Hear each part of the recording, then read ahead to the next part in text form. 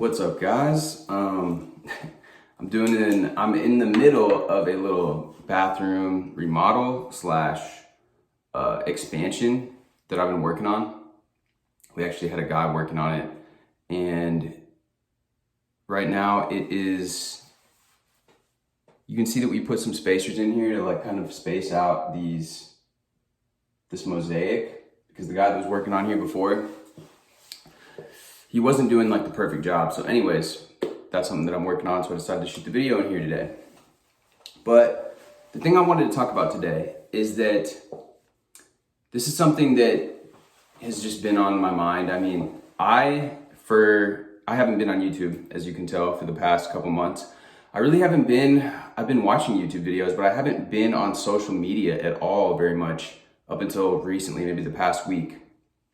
And during this past week, I reminded myself of why I haven't been on social media, which is because it's really just shoving in your face all the time, constantly, especially depending on who you're following. I'm following a lot of people that I've known from like LA, and people that I've either met or been acquainted with, or that I've just known of through different connections or whatever.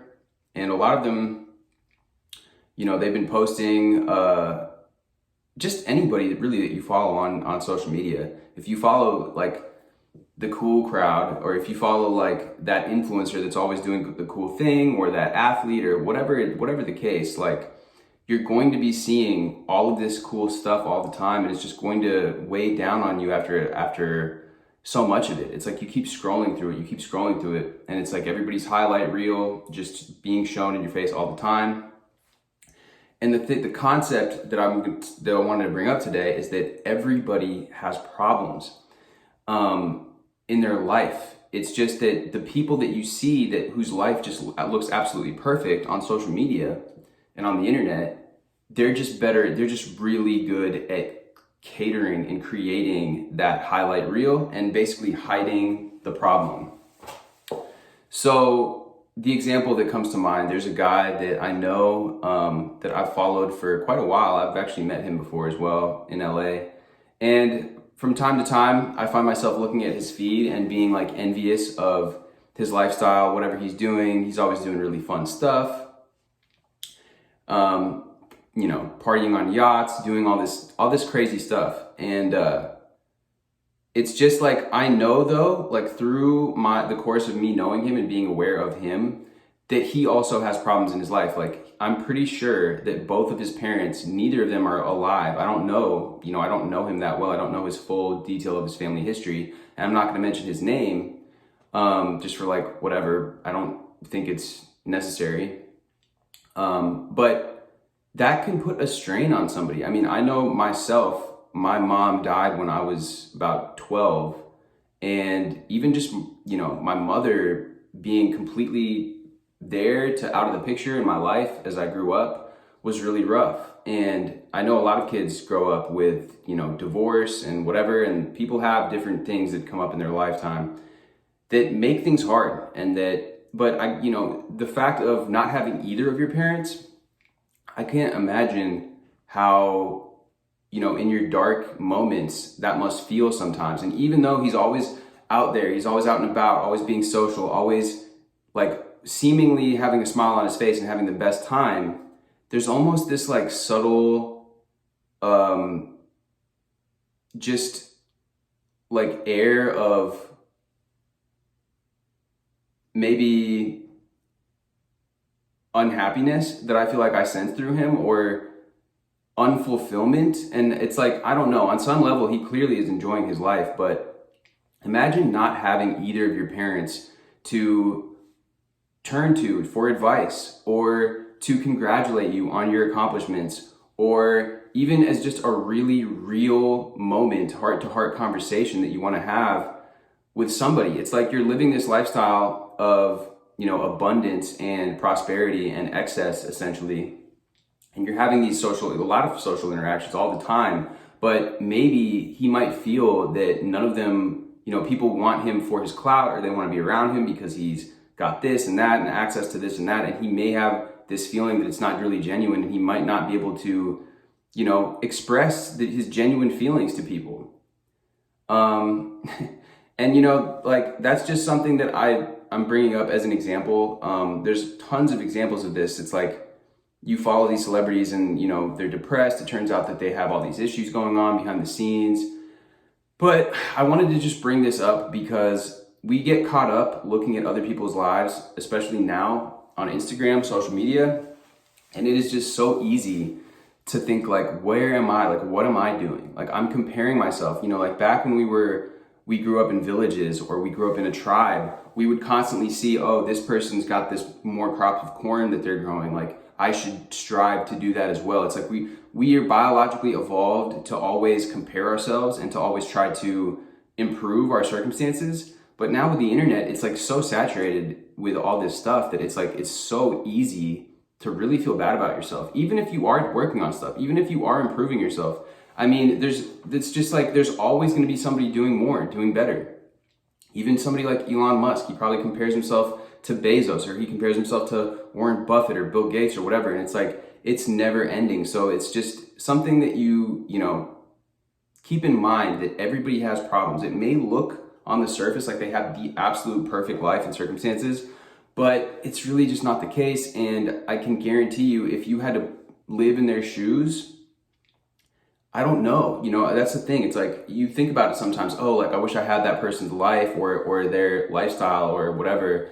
But I don't know, you know, like on the surface, it may look like like perfection, but there's something else going on behind the scenes. Another example, there was another guy actually that I had followed for quite a while, and he was in like the LA nightlife promotion scene and stuff. And like, it's crazy because when you have these types of jobs, especially at the highest level, you have all this access, and it seems to me that there are lots of people with a lot of money throwing money around for you to host events and do all these things and go on these trips to basically create a good time. So it's a really fun industry to be in. I mean, when I first moved to LA, I had an internship at a club, and you know, I've kind of worked around this industry a bit myself. But this guy actually got in trouble for some I don't know exactly what it was, but just claims of sexual abuse or something. A few girls came out and spoke against him, so he ended up deleting all his social media. And it's just another example. It's like, you see these people that are living the high life, or living this life that's like the life of celebrities, the life that you've seen, whatever generation you're from, you've always seen, whether it's Elvis Presley or whether it's Justin Bieber, or whether you're watching MTV when you're growing up, and or the lifestyles of the rich and famous, whatever. It's like every generation has this, you know, fascination with the spectacular, like the artists of the time and the culture. They essentially, these people that are famous and rich, and these artists and these creative people, whether they're musicians, actors, they have a hand in influencing culture. And it's like this fascinating thing to see these people living these lifestyles, and you know, just like, for example, you know, Kylie Jenner coming out with her lip gloss stuff and being on that show, and like all of these things, right? It's fascinating for us as humans to watch, you know, people that we think, oh, they could be just like us, but they just had this, and they just, you know, somehow had this opportunity. It's like this underdog story. I mean, sometimes, in some cases, and with the Jenners and her, it was more like they had money, or they had a situation that allowed them to, you know, she transitioned her family's wealth and stuff into her own business, which is still commendable, but she still had a head start. But the point being that even her, just anybody that you can think of, that you can picture in your mind, that you think, wow, I wish that I had what this person has, they have problems too. And the problems that they have may not be something that you even realize that you might not want to trade. Even though you think, oh, if I could only have that, my life would be complete. That might not be the case. And so just something to think about, especially these past couple of years. I know that, you know, things have been in different places. Things have been less easy than in other places to live.